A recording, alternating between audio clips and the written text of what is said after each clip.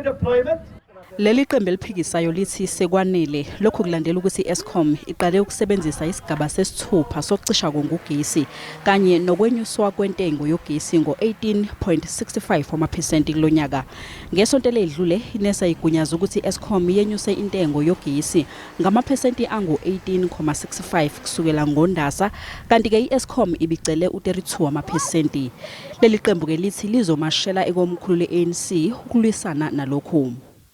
I'm inviting all South Africans, civil society, other political organizations, NGOs, CBOs, every South African who's sick to death of this government stealing money and then making us pay for it, to join us in a national mass march in Johannesburg later this month. Umholi we-DA uJohn Steenhuisen ukhomba ngenjumbani ANC ngalempica badala yogesi wakuleli.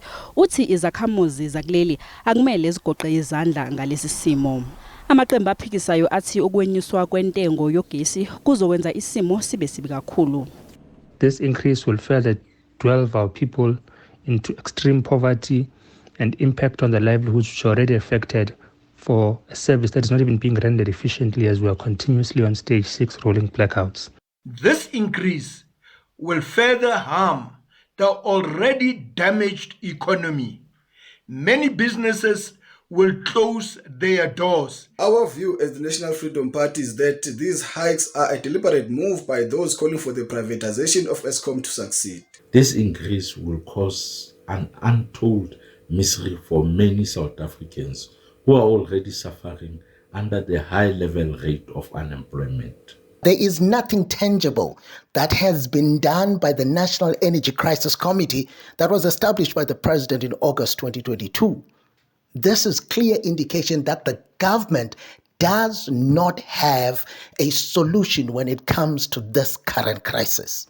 Okhulumela ihhovisi likaMengameli uVincent Magwenya uthe uMengameli uCyril Ramaphosa udumele kakhulu ngokuthi lelizwe lisebenzisa isigaba sesithupha sokucisha konga ugesi. Isikweletu seEskom kumanje sihlezi ku 400 billion wamarandi.